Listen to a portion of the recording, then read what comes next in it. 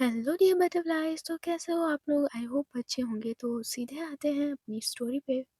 Previous episode जहां आपने सुना था, इधर जो अंकित सौर्य और वो पुलिस वाला और कुछ गुंडे देख लेते हैं स्वर्णिमा को। इधर जो स्वर्णिमा थी उनको बस इनकी आवाज़ें सुनाई दे रही थी। उसने गोली और उस आदमी की चिल्लाने की आवाज़ें सुन ली थी। इधर जो अंकित था वो गुस्से में देखता है स्वर्णिमा की तरफ और कहता है, सॉरी, इसने हमें खून करते हुए देख लिया। अब इस बच्ची का जिंदा रहना सही नहीं होगा, इसको मार दो। इधर जो शौर्य था वो तो कुछ और ही देख रहा था। इधर जो शौर्य होता है वो आगे बढ़ते हुए देखता है अंकित की तरफ और कहता है, मार तो हम इसे डालेंगे, पर उससे पहले। इतना कहकर वो अपने छाती के एरिया को रब करने लगता है। वो अपने चेस्ट एरिया की साइड को रब करने लगता है। इधर जो अंकित होता है वो देखता है शौर्य की तरफ और कहता है, ज्यादा दिमाग ना खराब हो, इलेक्शन अभी जीते नहीं है हम लोग। जल्दी करो, सुबह होने वाली है। मंदिर में 5 बजे से लोग आना स्टार्ट कर देते बेव को। जल्दी से इस लाश को, इस बच्ची को ठिकाने लगाओ। इधर इतना कि कुछ अंकित होता है वो बढ़ने लगता है उस बच्ची की तरफ। उधर वो बढ़ ही रहा था तभी वहाँ पे पंडित जी आ जाते हैं। इधर जो पंडित जी हैं वो पहले जमीन पे लाश देखते हैं, फिर देखते हैं सौर्य और अंकित की तरफ। इधर वो पुलिस वाले और गुंडे की तरफ भी देखते हैं और कहते हैं, ये कैसा घोर अनर्थ है, मंदिर में खून, और तुम तो गायत्री जी के पोते हो ना, गायत्री की बड़ी बेटी के छोटे लड़के हो ना तुम, सौर्य कपूर। तो जो सौर्य होता है वो देखता है बड़ी तिरछी नजरों से पंडित जी की तरफ। तो जो स्वर्णिमा होती है, जैसे ही उसने पंडित जी की आवाज़ सुनी थी, तो जो स्वर्णिमा होती है वो अपने कदम को बढ़ाने लगती है पंडित जी की तरफ। वो बस आवाज़ से अंदाज़ा लगाकर पंडित जी के पास धीरे धीरे से अपने कदम बढ़ाए जा रही थी। जो शौर्य होता है वो जो पंडित जी की तरफ देख रहा था तिरछी नजरों से और जा रहा था उनकी तरफ, वो पहले अब स्वर्णिमा के बालों को पकड़ लेता है। जो पंडित जी होते हैं वो भागते हैं स्वर्णिमा को बचाने के लिए, बट जो अंकित होता है वो जल्दी से जाता है और उनकी फोरहेड पे गन रख देता है और कहता है, सॉरी, उस लड़की को जल्दी से मारो, मैं इस पंडित को मारता हूँ। तो जो सॉरी होता है वो स्वर्णिमा के बाल को पकड़ कर कसकर खींच के ले जा रहा था। तो जो स्वर्णिमा है वो बालों को छुड़ाने की कोशिश कर रही थी बेचारी रोते हुए, बट सॉरी उसके बालों को खींचते हुए ले जा रहा था। इधर जो पंडित जी होते हैं वो अंकित से खुद को छुड़ाने की कोशिश कर रहे थे, बट उनकी हर कोशिश नाकाम जा रही थी। इधर जो अंकित है वो देखकर मुस्कुराता है पंडित जी की तरफ और उनके सिर में गोली मार देता है। इधर जो पंडित जी होते हैं वो तुरंत वहीं पे गिर जाते हैं। इधर जो अंकित होता है वो देखता है उन बॉडीगार्ड्स की तरफ और कहता है, ये मंदिर अभी साफ हो जाना चाहिए। खून का एक कतरा भी मिला ना तो तुम लोग जिंदा नहीं बचोगे। और एक एक कतरा और लाशों को ठिकाने लगा दो, पता भी न चले कि यहाँ कोई पंडित और ये आदमी कभी काम करता था किसी के लिए। अभी सारा मंदिर साफ हो जाना चाहिए। इतना कि जो अंकित होता है वो सौर्य के पीछे चला जा रहा था। इधर जो सौर्य होता है वो सीढ़ियों से घसीटते हुए ले जा रहा था स्वर्णिमा को। इधर जो स्वर्णिमा होती है वो सीढ़ियों पे से घसीटते हुए रो रही थी। इधर वो अपने हाथ भी जोड़ रही थी, पर सौर्य नहीं सुन रहा था। वो उसे बस बालों से घसीटते हुए ले जा रहा था। इधर जो पीछे पुलिस वाला था वो बस मुस्कुराते हुए आ रहा था सीढ़ियों से उतरकर। इधर सौर्य स्वर्णिमा को अपनी गाड़ी के टायर के पास फेंक देता है। इधर स्वर्णिमा कहती है, प्लीज मुझे छोड़ दीजिए, मैं देख नहीं सकती, भगवान के लिए मुझे छोड़ दीजिए। इधर जो सौर्य होता है वो बैठता है उसी लड़की के पास और उस स्वर्णिमा के चिन्ह को पकड़ते हुए कहता है। इधर जो स्वर्णिमा थी उसको चेहरा नहीं दिखाई दे रहा था, बस वो महसूस कर सकती थी। इधर वो सौर्य का हाथ हटाने लगती है। जो सौर्य होता है वो खींच के थप्पड़ मारता है स्वर्णिमा को। जो स्वर्णिमा होती है वो वही रोड पे गिर जाती है। अंकित कहता है, ये तमाशा करना बंद करो शौर्य, हमारे पास इतना टाइम नहीं है, गोली से मारो और किस्सा खत्म करो इसका। तो जो सौर्य होता है वो जल्दी से उठता है, सीधे अंकित की कॉलर पकड़ लेता है और कहता है, साले तू अपना मुंह बंद कर, मेरी मर्जी, मेरा दिल, मैं कुछ भी करूं, और साले तू क्यों डर रहा है। इधर जो अंकित होता है वो सौर्य की कॉलर पकड़ लेता है। इधर जो, देख सौर्य, मैं लड़ना नहीं चाहता, पर अगर इलेक्शन पे कुछ भी असर पड़ा ना सौर्य, तो इसका जिम्मेदार तो तू होगा सिर्फ। इधर जो सौर्य होता है वो कॉलर छोड़ देता है अंकित की और थोड़ा सा पीछे हटता है। इधर जो सोनिमा थी वो भागने की कोशिश करने वाली थी, पर जो पुलिस वाला होता है वो उसको रोक लेता है और उसको पकड़ कर खड़ा हो जाता है। इधर जो सौर्य होता है वो देखता है सोनिमा की तरफ और कहता है, पता है ये कौन है? पता है ना कौन है ये? अंकित कहता है, मुझे नहीं पता ये कौन है। ये कौन है बताऊं? ये अभिशानी की पसंदीदा लड़की है। और पता है, ये हरिद्वार के बड़े पुजारी जिन्हें गायत्री यानी कि मेरी दादी मानती है, उनके यहाँ से है ये। जब इससे इतनी दर्दनाक मौत दूंगा और ईशानी इसे देखेगी पर पता नहीं लगा पाएगी कि ये किया किसने, तो उसके फेस पे जो तड़प होगी ना अंकित, वो मुझे सुकून देगी। इतना कहकर वो जाता है पुलिस वाले के पास और स्वर्णिमा को पकड़ता है। तो जो स्वर्णिमा थी वो बस रोए जा रही थी, वो भागने के लिए छटपटा रही थी बट वो भाग नहीं पा रही थी।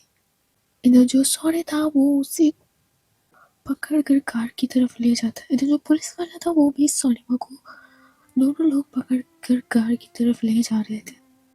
इधर जो सौर्य था वो स्वर्णिमा को कसकर पकड़ता है और कार की सीट पे फेंक देता है। इधर जो पुलिस वाला होता है ये भी मुस्कुराता है। इधर वो जाता है ड्राइविंग सीट पे। इधर जो अंकित होता है वो भी अब कार में चढ़ जाता है। इधर पुलिस वाला कार को स्टार्ट करता है। ये कार अब उसी एरिया के चक्कर लगाने लगती है। कार से चीखने चिल्लाने रोने की आवाजें आ रही थी, पर इन 3 दरिंदों के अंदर इंसानियत का एक टुकड़ा भी नहीं था। स्वर्णिमा अपने हाथों को जोड़कर गिड़गिड़ा रही थी, माफी मांग रही थी बिना कोई गलती किए हुए। बट ये 3 हैवान उससे भी नहीं छोड़ते। ये कार लगभग 1.5 घंटे तक उसी एरिया में घूमती रहती है। इधर वो कार अचानक से रुकती है। इधर कार का दरवाजा खुलता है और उसमें से स्वर्णिमा को लात मारकर जमीन पे गिरा दिया जाता है। इधर जो स्वर्णिमा थी वो रोड पे पड़ी हुई थी बीच में, उसके मुंह से ब्लड निकल रहा था, आंख से आंसू बह रहे थे, उसकी पूरी बॉडी पे नगोचने के निशान थे, उसके स्किन से खून बह रहा था थोड़ा थोड़ा सा, जगह जगह पे सिगरेट से जलाने के निशान थे। इधर जो सौर्य होता है और अंकित और वो पुलिस वाला उतरता है। जो सौर्य होता है वो अपनी शर्ट को पहनता है और देखता है स्वर्णिमा की तरफ और कहता है, ए चौरसिया देख, जिंदा है कि नहीं है? अगर जिंदा हो तो साली को मार दो, पता न लगने पाए कि हमने मारा है। वैसे अंकित मजा यार आ गया, इतने महीनों बाद कोई शिकार मिला है, वो भी इसके जितना सॉफ्ट सुंदर, एकदम नई चिड़िया थी। इधर जो अंकित होता है वो भी मुस्कुराता है। इधर जो पुलिस वाला होता है वो झुकता है स्वर्णिमा की तरफ। इधर वो उसकी नाक पे हाथ रखता है, जिसकी सांसें अभी चल रही थी। इधर पुलिस वाला खड़ा होता है और कहता है, साली अब भी जिंदा है, क्या करें हमारे होने वाले मंत्री जी? करना क्या है, बड़ी सख्त जान है, ऐसे नहीं मरेगी, इतना करने के बाद भी नहीं मरी। रुको, लगता है गन से उड़ाना पड़ेगा। इतना क्या जो सौरव होता है वो जाता है कार के अंदर। तो जो अंकित और पुलिस वाला होता है वो लोग हाथ मिला के हाई फाई करते हैं और देख के मुस्कुरा रहे थे स्वर्णिमा की हालत को। इधर जो स्वर्णिमा थी उसको चिंकी के साथ बिताए हुए पल याद आ रहे थे। चिंकी की कान में उसे आवाजें सुनाई दे रही थी। इधर उसके आंख से एक आंसू जमीन पे गिरता है और वो वहीं पे मर जाती है। इधर जो सौर्य होता है वो अपनी गन लेकर बाहर निकलता है कार से और वो देखता है स्वर्णिमा की तरफ। इधर जो सौर्य होता है वो उसकी तरफ गन पॉइंट करता है, वो शूट करने वाला होता है, तभी जो अंकित होता है वो उसकी गन को ऊपर कर देता है। इधर वो गोली हवा में फायर हो जाती है। अंकित कहता है, पागल हो क्या? ईशानी को तड़पता हुआ देखना चाहती हो ना, तो इसको ऐसे प्रिटेंड करो कि एक्सीडेंट हुआ है। अगर गोली मारी ना तो हम लोग बुरे फंसेंगे। वैसे भी उन 2 लाशों को ठिकाने लगाना ये हमारे लिए मुश्किल गया है और ईशानी को तुम जानते नहीं हो, सॉरी, जिंदा गाड़ देगी हमें भी। थोड़ी सी पावर और हाथ लगने दो फिर मैं बताऊंगा उसे, पर तब तक जैसा मैं कहूँ वैसा करना। उधर जो सौर्य था वो पुलिस वाला अपना हाँ में सिर हिलाते हैं। इधर गोली चलने की आवाज किसी के कान में गई थी। उधर एक आदमी बाइक पे आ रहा था। वो अपनी बाइक को रोक लेता है और देखता है सामने 3 लोग कार के पास खड़े हुए थे। उस लड़के को उनका चेहरा नहीं दिखाई दे रहा था, इसलिए वो जल्दी से जाता है और पेड़ के पीछे छिपकर उनका वीडियो बनाने लगता है। इधर उस लड़के ने अभी ज़मीन पे पड़ी हुई लड़की को नहीं देखा था, पर उसकी नज़र जाती है उस लड़की पे, तभी वो पेड़ के पीछे से निकलने लगता है। बट तभी जो सारे पुलिस वाला और अंकित होते हैं वो स्वर्णिमा के पैरों और हाथों को पकड़ते हैं और एक ट्रक सामने से आ रहा था उसी के सामने फेंक देते हैं। इधर वो ट्रक स्वर्णिमा को टक्कर मार कर उसको कुचल कर निकल जाता है। तो जो लड़का होता है वो तुरंत जाकर पेड़ के पीछे से फिर से छिप जाता है जाकर। पर इस दौरान जो ट्रक आया था उसकी रोशनी इन तीनों लोगों पे पड़ चुकी थी, और जैसे ही वो लड़का इन तीनों के फेस को देखता है उसकी रूह एक पल के लिए कांप जाती है। जो ट्रक वाला था वो आगे चलकर ब्रेक लगाता है, बट जैसे ही वो पीछे मुड़कर देखता है वो फिर से अपने ट्रक स्टार्ट करके वहां से निकल जाता है। इधर जो स्वर्णिमा की लाश थी वो अब खून से लथपथ उसी रोड पे पड़ी हुई थी।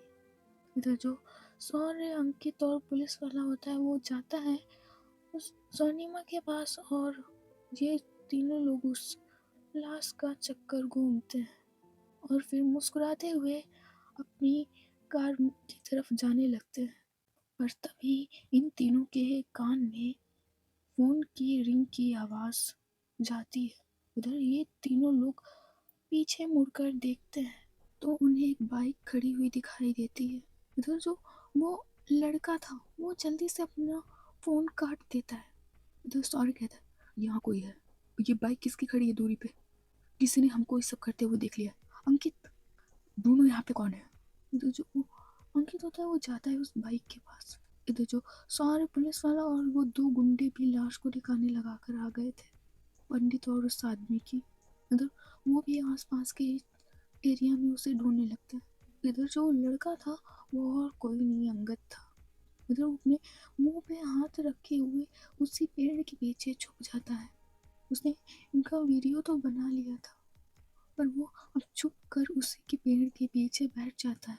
वो जानता था कि अगर इन लोगों के हाथ लग गया तो आज जिंदा नहीं बचूंगा, इसीलिए वो उसी पेड़ के पीछे छिपकर बैठ गया था।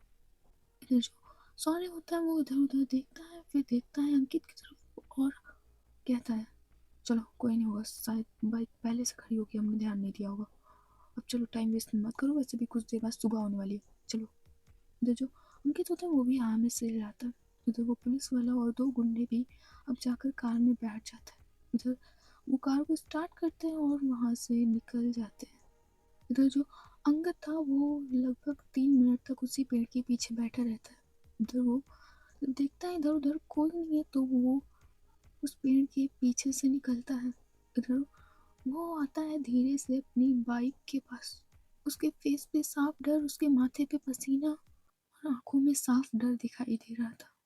इधर वो अपनी बाइक पे बैठने वाला था पर वो नहीं बैठता। वो आगे चलकर वहीं पे जाता है जहाँ पे स्वर्णिमा की लाश पड़ी थी। इधर वो कुछ कदम आगे बढ़ाता है और वही लाश की तरफ जाता है। जैसे ही वो स्वर्णिमा की लाश को देखता है वो उसी रोड पे बैठ जाता है और पीछे खिसकने लगा था। उसकी वो खून से सनी हुई लाश देखकर वो इतना डर गया था और कहता है, इन 3 दरिंदों ने एक फूल सी बच्ची को नहीं छोड़ा। इतना कहकर वो अपने हाथ की मुट्ठियों को बंद कर लेता है। इधर वो खड़ा होता है, अपने आंसुओं को पोंछता है और कहता है, तुम तीनों को ना फांसी के फंदे तक नहीं पहुंचाया ना तो मेरा नाम अंगद श्रीवास्तव नहीं। ये वीडियो मैं कल पुलिस स्टेशन, कोर्ट, अपने न्यूज़ चैनल पे दिखाऊंगा, और तुम्हें पूरी गवर्नमेंट से ना कुत्ते की मौत ना मरवाई तो मेरा नाम अंगद श्रीवास्तव नहीं। इतना कहकर जो अंगद होता है वो उस लाश को नहीं छूता। वो अपने पॉकेट से फ़ोन निकालता है, उधर वो कॉल करने लगता है पुलिस को। बट तभी अचानक से एक कार रुकने की आवाज़ पीछे से आती है। इधर जो अंगद होता है वो जो कॉल कर रहा था वो पीछे मुड़कर देखता है। जैसे ही वो पीछे देखता है, उसके पैरों के नीचे से ज़मीन खिसक जाती है। इधर सौर्य, अंकित और वो पुलिस वाला उस कार से उतरते हैं। इधर सौर्य कहता है, मैं तो जान गया था तू ही है। तेरी बाइक को क्या हम इतना भी नहीं जानते? इतनी बार हमारे मामलों में टांग लड़ाई है बे साले। तो क्या हम तेरी बाइक को नहीं जान पाएंगे कि ये तेरी बाइक है? हम नहीं गए थे छोड़कर, और तू इस बच्ची को इंसाफ दिलाएगा। इधर अंगद कहता है, हाँ मैं दिलाऊंगा इस बच्ची को इंसाफ, और तुम तीनों को ना फांसी। अरे तू तो पुलिस वाला है ना, तुम्हें तो ऐसे काम में हाथ नहीं देना चाहिए था। तुम तीनों को ना जेल की चक्की ना पिसवाई तो मेरा नाम अंगद श्रीवास्तव नहीं। मेरे पास सब वीडियो रिकॉर्ड है कि तुमने इस लड़की के साथ क्या किया, कैसे मारा है ट्रक के नीचे डालकर। मैं ये गवर्नमेंट को दिखाऊंगा। इधर जो अंकित और सौर्य और पुलिस वाला होता है वो मुस्कुराता है और कहता है, जिंदा रहोगे ना तब दिखाओगे। और गवर्नमेंट गवर्नमेंट हमारे पीछे की जेब में पड़ी है, कुछ नहीं उखाड़ पाएगी मेरा। अंकित, इसको निपटा ही देते हैं आज, साला हमेशा हमारे बीच में टांग लड़ाता है। जो अंकित होता है वो मुस्कुराता है और कहता है, हाँ हम कोई रिस्क नहीं ले सकते, और वैसे भी हमें सारे गवर्नमेंट की फिक्र नहीं, ईशानी की फिक्र करनी चाहिए। अगर ये वीडियो ईशानी के हाथ लग जाए ना तो हमें कुत्ते की मौत मारेगी। तो अभी तो इसे मारना ही पड़ेगा और वो वीडियो भी डिलीट करना पड़ेगा। इतना कि जो अंकित और वो पुलिस वाला होता है वो भागता है अंगद की तरफ। इधर जो अंगद होता है वो भागता है आगे रोड की तरफ। इधर वो सीधे नीचे उतर जाता है रोड से जंगल की तरफ। तो जो अंकित, सौर्य, पुलिस वाला और वो गुंडे होते हैं वो भी भागने लगते हैं अंगद के पीछे। इधर जो अंगद है वो भाग रहा था बेचारा। इधर जो सौर्य है वो तेज चिल्लाकर कहता है, देख अच्छा नहीं मारूंगा तुझे, तो रुक जा, ये वीडियो दे दे, तू जितनी कीमत मांगेगा ना मैं उतना दूंगा, बस इस बात को तुझे छुपाना होगा। तो जो अंगद है वो भागते हुए कहता है, तू मेरी जान ले ले पर मैं ये वीडियो नहीं दूंगा। मैं तुम तीनों को ना कुत्तों को फांसी पे चढ़ाऊंगा, देखना तुम लोग। उधर जो सौर्य होता है वो काफी ज्यादा गुस्से में आ गया था।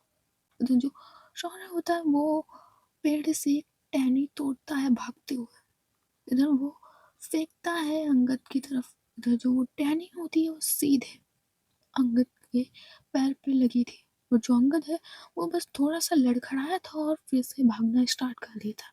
उधर जो शौर्य होता है वो देखता है गुंडों की तरफ और कहता है, खा खाकर गेंडे जैसे मोटे हुए, बस चर्बी बढ़ाई है, भागना नहीं आता तुम लोगों को। पकड़ो वरना ऐसे तुम्हारा गला लटका हुआ मिलेगा। उधर जो बॉडी गार्ड होते हैं वो भागने लगते हैं और भी तेज। उधर जो अंगद होता है वो भाग ही रहा था, तभी जो अंकित होता है वो एक डंडा उठाता है। उधर वो मारता है सीधे चलाकर अंगद की तरफ। उधर वो डंडा होता है वो अंगद की सीधे सिर में लगता है जाकर। इधर जो अंगद होता है वो लड़खड़ा कर गिर पड़ता है। इधर जो सौर्य, अंकित और पुलिस वाला और दो गुंडे रुक जाते हैं वहीं पे। इधर वो अंगद को देखकर मुस्कुराते हैं और कहते हैं, लड़की को इंसाफ दिलाने चला था, अब तेरे लिए इंसाफ मांगने कौन आएगा? तेरी तो लाश का भी पता नहीं लगने देंगे हम। और सुना है तेरी बीवी प्रेग्नेंट है, 7वां महीना लगने वाला है ना उसको। पर तेरा बच्चा अनाथ होगा क्योंकि उसका बाप तो देश की सेवा करते हुए अभी मर जाएगा। अंकित, उसको भगवान के पास, उसी बच्चे के पास पहुंचा दो, और तू चिंता मत कर, मैं तेरी बीवी का ख्याल रखूंगा, है ना अंकित? इतना कहकर जो सौर्य होता है वो तेजी से मुस्कुराता है। इधर जो अंगद होता है वो अपना सिर पकड़कर खड़ा होता है और कहता है, मुस्कुराना हो उतना मुस्कुरा लो, पर याद रखना मेरी आंखों के सामने मरोगे तुम दोनों लोग, और ये सबूत, और मैं तुम्हारे हाथ कभी नहीं लगूंगा। सौर्य कहता है, क्या कर लेगा बे तू? हम 5 लोग, तू अकेला कैसे बचेगा रे? इधर जो अंगद होता है वो मुस्कुराता है। इधर वो देखता है पीछे तो एक नहर सी बह रही थी। साइड में झाड़ियां थी काफी काफी, तो इन लोगों को नहर नहीं दिखाई दी थी, इसीलिए जो इधर जो अंगद होता है वो उस नहर में कूद जाता है। वो झाड़ियों को साइड हटाता है और उस नहर में कूद जाता है। तो जो शौर्य, अंकित और वो पुलिस वाला होता है वो बस हाथ बढ़ाते ही रह जाते हैं। उधर जो अंगद था वो उसी नहर में जाकर गिरा था। अंकित कहता है, साला ये तो नहर में कूद गया। शौर्य कहता है, नहीं बचेगा, नहर का बहाव देख रहे हो कितनी तेज है, साला नहीं बचे, मर जाएगा डूब कर। हमें चिंता करने की क्या जरूरत, चलो यहाँ से, वैसे भी कुछ देर बाद सुबह होने वाली है, पुलिस और इन सब का झंझट होगा, जल्दी से यहाँ से कार लेकर चलते हैं। और सुन बे चौरसिया, तू नमक हमारा खाता है तो ये केस तू अपने हाथों में लेगा, और अगर पोस्टमार्टम हो ना तो ऐसे ही एक्सीडेंट बता देना और तुरंत ही इस फाइल को बंद कर देना, समझ रहा है? नमक खाता है हमारा, टुकड़ों पे पलता है तुम्हारे। तो जो सौ चौरसिया होता है वो बस मुस्कुराता है और हाँ में सिर हिलाकर ये सब लोग वहाँ से अपनी कार में बैठकर चले जाते हैं। इधर पानी के अंदर जो अंगद था वो अपनी सांस रोककर उसी पानी में अंदर तैर रहा था।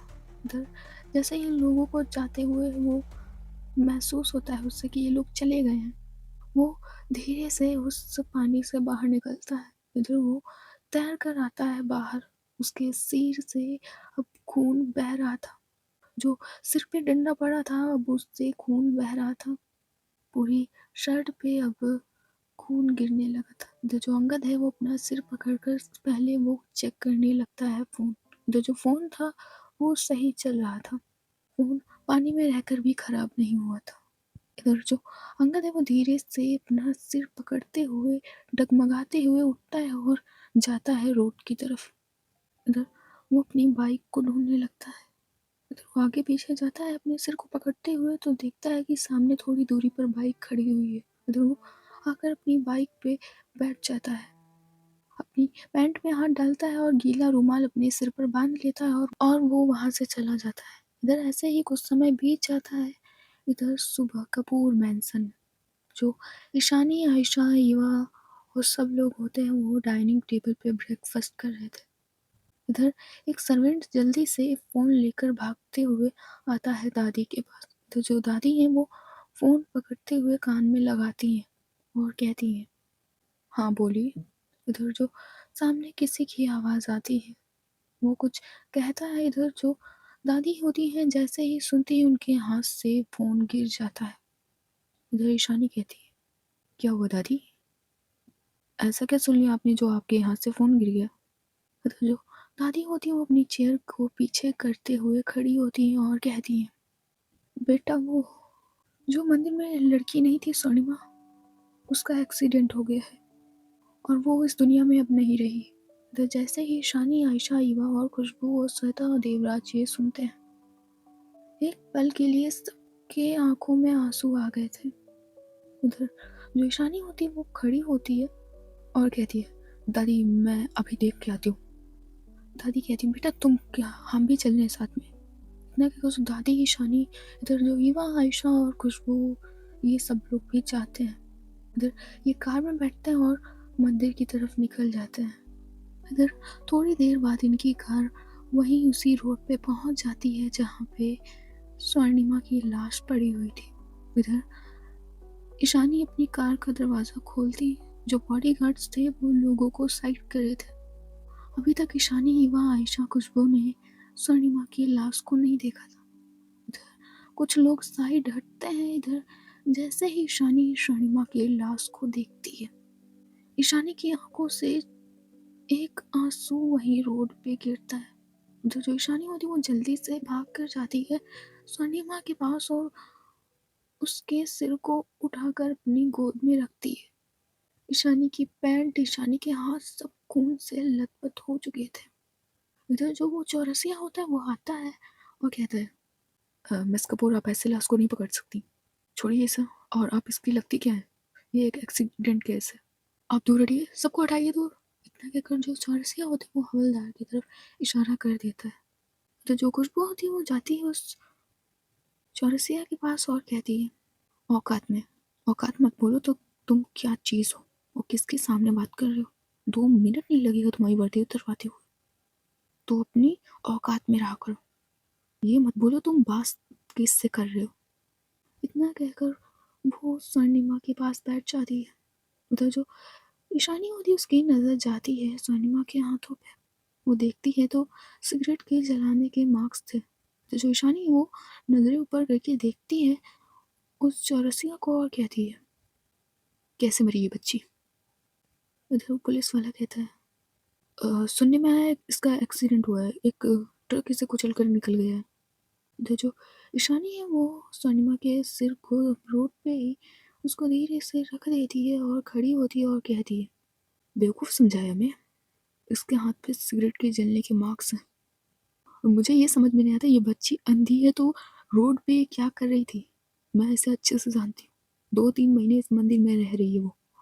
चौरसिया कहता है, देखिए मैम हमें नहीं पता, हमें बस खबर मिली कि यहाँ पे एक एक्सीडेंट हुआ है, एक लड़की मरी हुई पड़ी है तो हम लोग यहाँ आए। सुनने में यही आया कि एक ट्रक या कुछ कुचल कर इसे चला गया है। आप हटिए, हमें अपना काम करने दीजिए।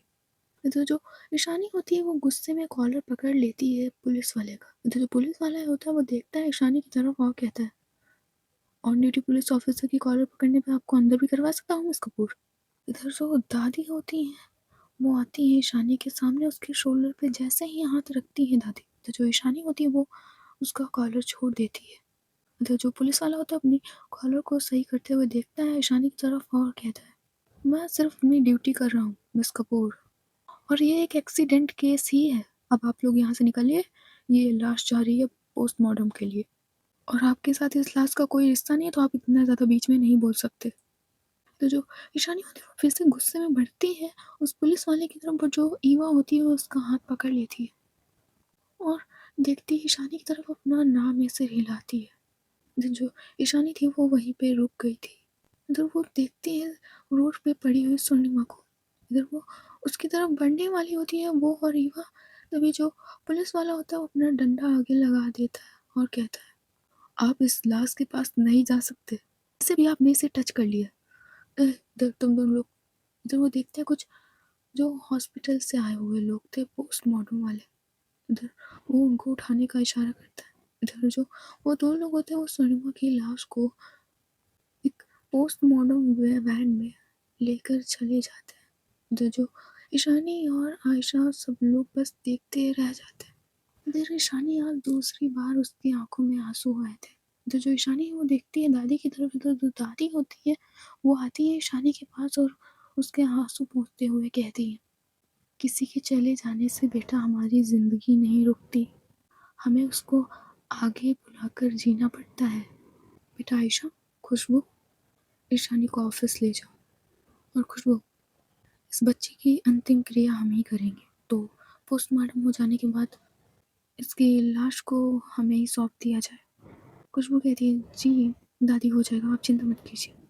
तो जो दादी होती है वो देखती हैं देवराज और श्वेता की तरफ और कहती हैं, पंडित जी अभी आए नहीं, उस बच्ची की मृत्यु हो गई और अभी पंडित जी नहीं है, देखते हैं पंडित जी मंदिर में कर क्या रहे हैं, ऐसी अकेली रात में उस बच्ची को कैसे छोड़ सकते हैं, जानते हुए भी कि वो देख नहीं सकती है। मुझे लगता है वो उस रात को रोड क्रॉस कर रही होगी और उसका एक्सीडेंट हो गया।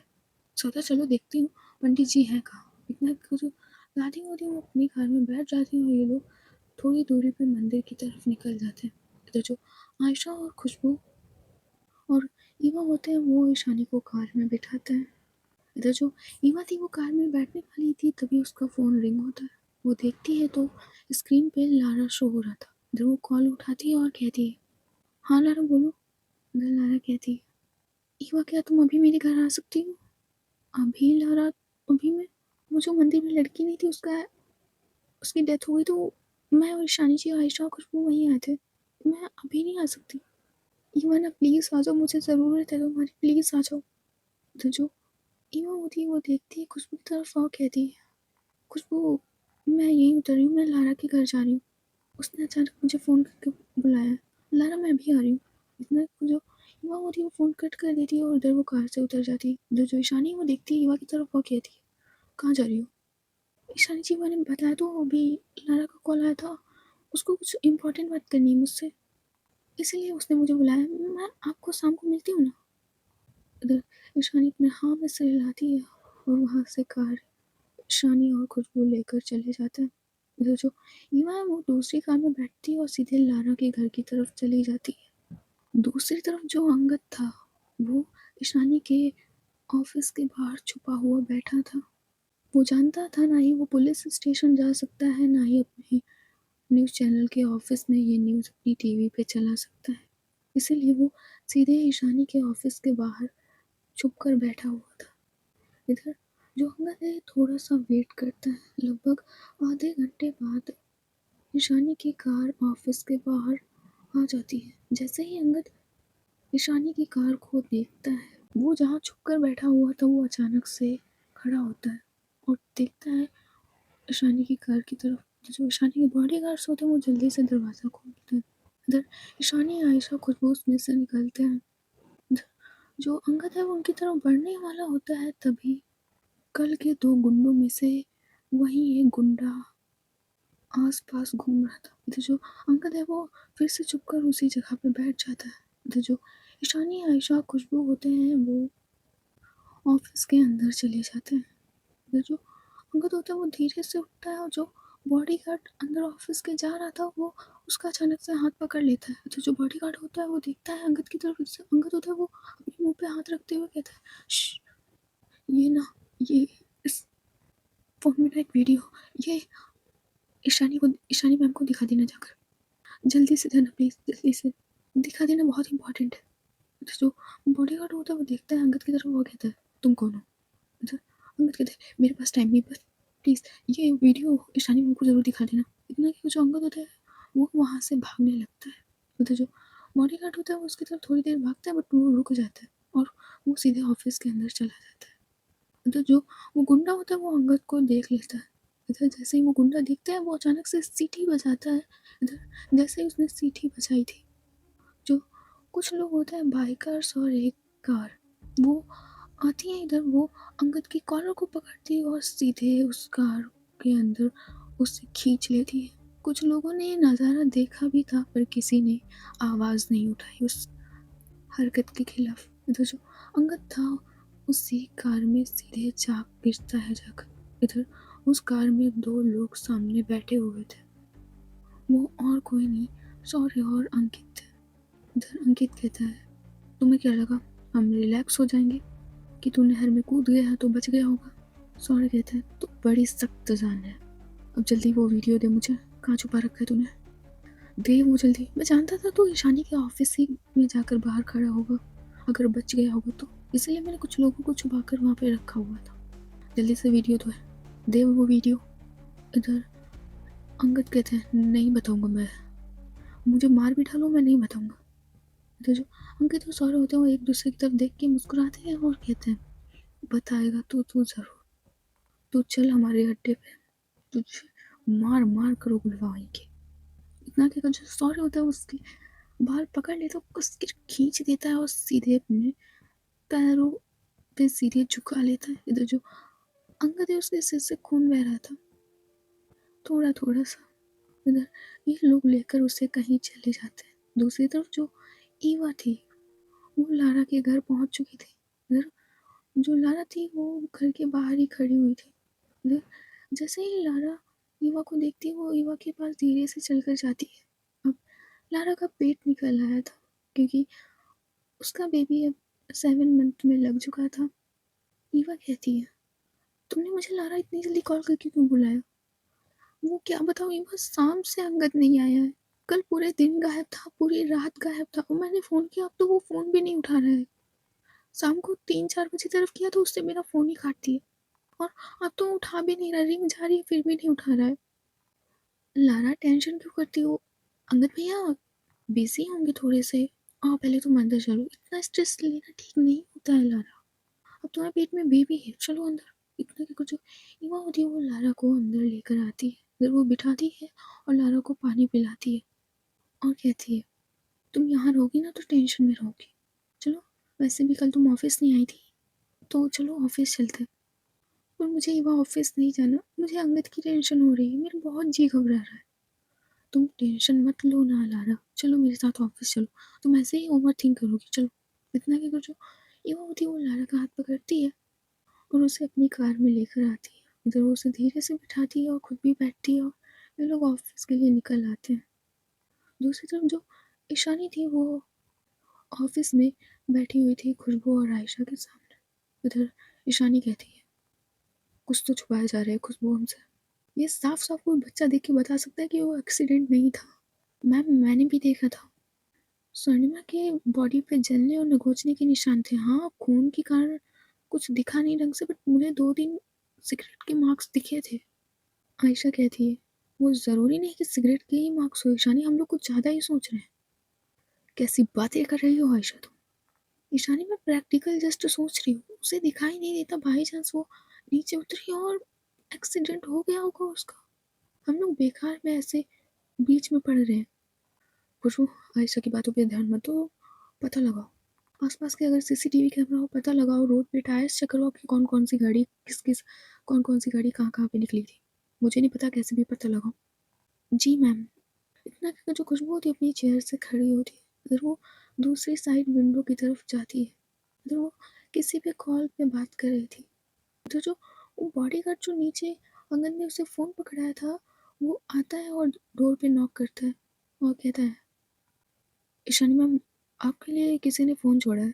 कह रहा था कि इसमें इम्पोर्टेंट वीडियो देख लीजिए। मैं उसको जानता तो नहीं, बट उस बंदे के सिर से खून बह रहा था।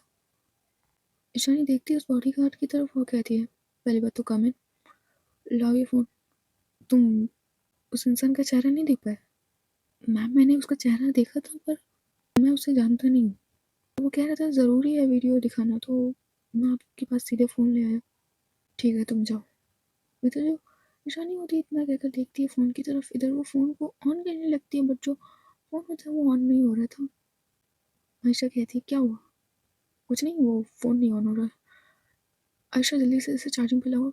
जो आयशा होती है वो जल्दी से उठती है और फ़ोन को चार्जिंग पे लगाती है। जो खुशबू होती है वो अचानक से भागती हुई आती है ईशानी के पास और कहती है, मैम एक चौंकाने वाली बात सामने आई है। 10 किलोमीटर के दायरे के अंदर जितने भी सीसीटीवी कैमरा थे, उनके कल शाम की सारी फुटेज डिलीट है। बट एक गुड न्यूज़ है, कुछ लोगों को मैंने भेजा था रोड पे टायर के मार्क्स चेक करने के लिए, बट एक टायर के मार्क्स ज़्यादा उस एरिया में घूमे। बार बार वो कार ने उस जगह पे चक्कर लगाया। अभी ये तो नहीं पता चला कि किसकी कौन सी कार है, बट कल तक मैम पता लग जाएगा कि वो किसकी कार थी।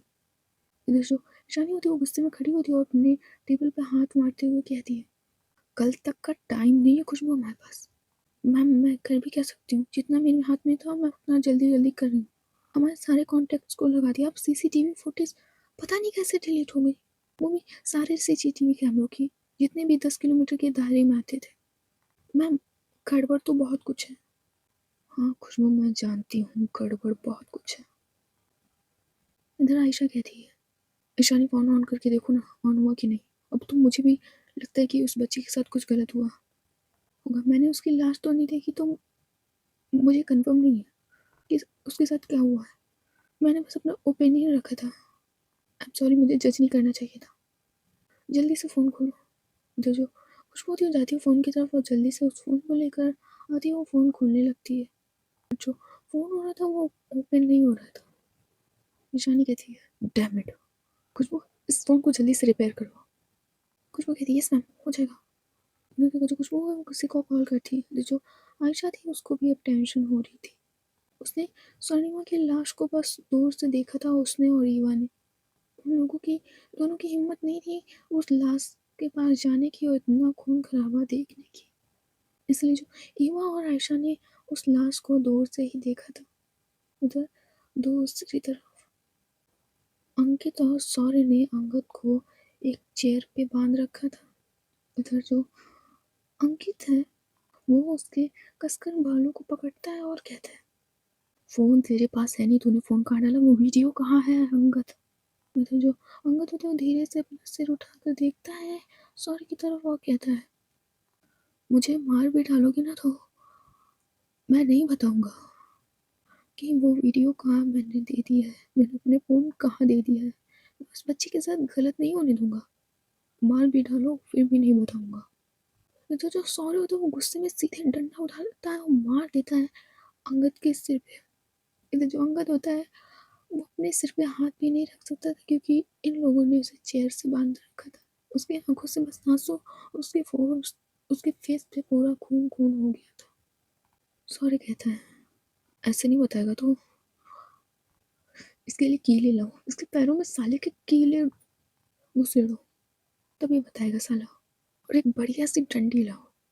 तो जो गुंडा होता है वो एक डंडी ला कर देता है, तो जो शौर्य होता है वो उससे बहुत मारता है अंगद को।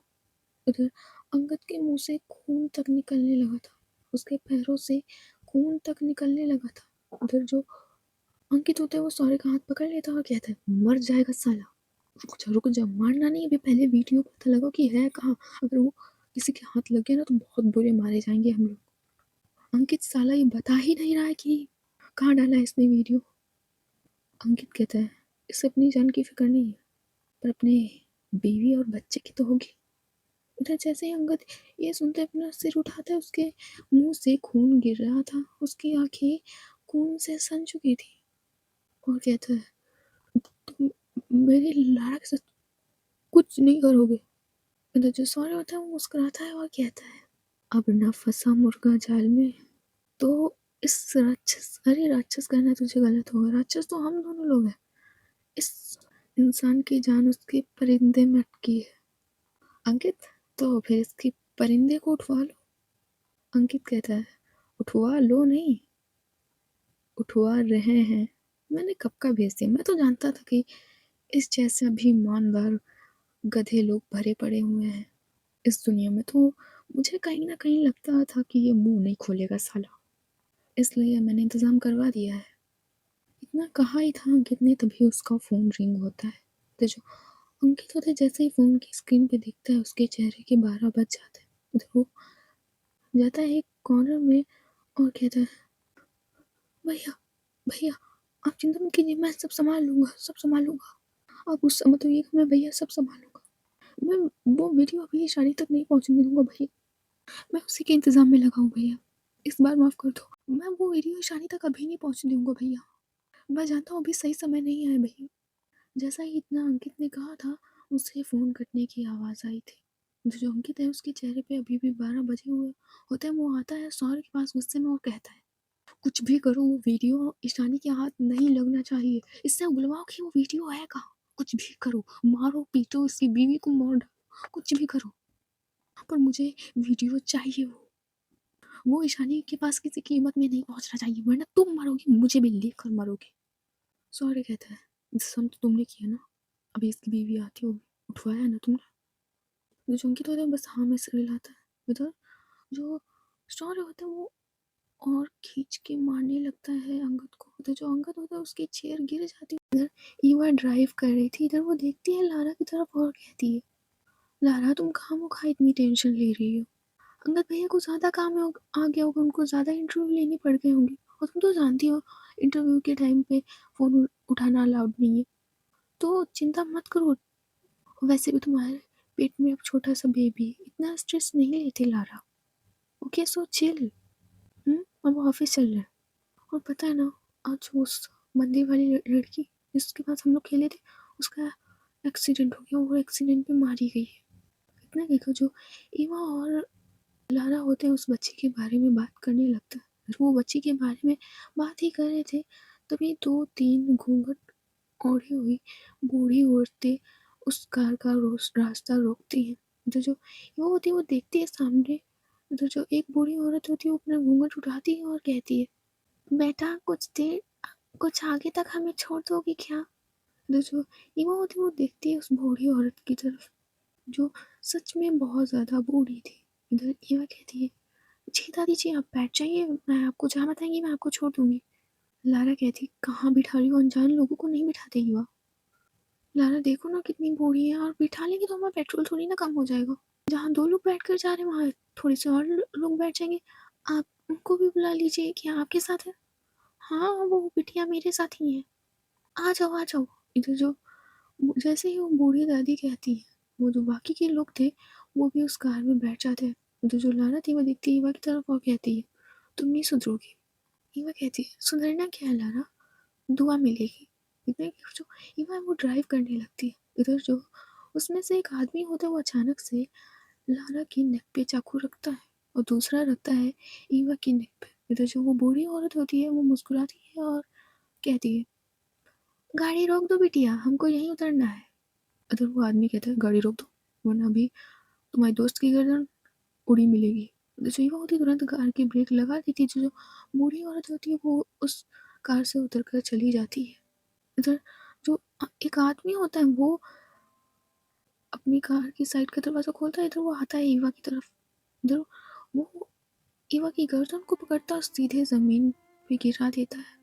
इधर ईवा का सीन होता है वो थोड़ा-सा रोड पे लड़ गया था जाकर, इधर लारा कहती है ईवा, इधर आदमी कहता है चुप, शोर नहीं, यहाँ कोई सुनने वाला नहीं। अगर किसी ने देखा भी होगा तो सब अनसुना कर देंगे।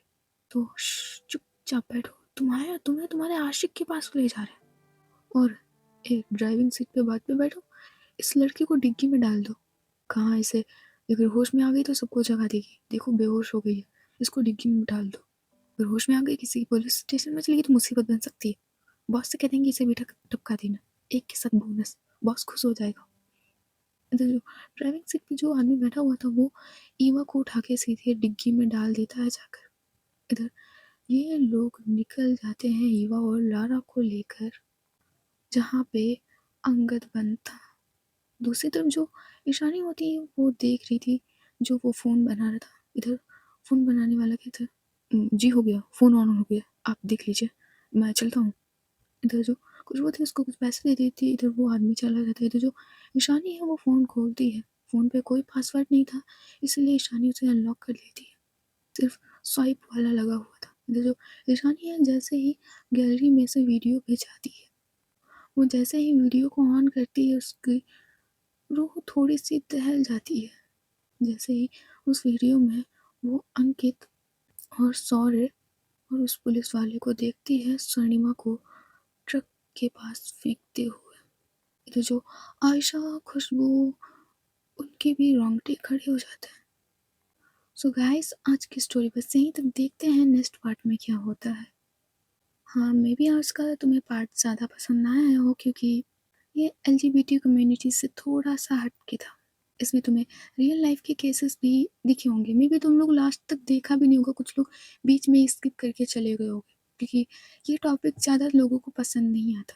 But I am sorry guys, मैं स्क्रिप्ट भी नहीं चेंज कर सकती क्योंकि ये स्क्रिप्ट सिर्फ मेरे भरोसे नहीं चलती, कुछ लोग और भी होते हैं जो इसमें इन्वॉल्व होते हैं, तो मैं नहीं चेंज कर सकती। और वैसे भी तुम लोगों की आदत है रियलिटी से भागने की, सो क्या कर सकते हैं, अगर पसंद आई हो तो लाइक कर देना एंड सब्सक्राइब कर देना, हर बार कुछ अलग देखने को मिलेगा। Bye bye, tata, see you, good night.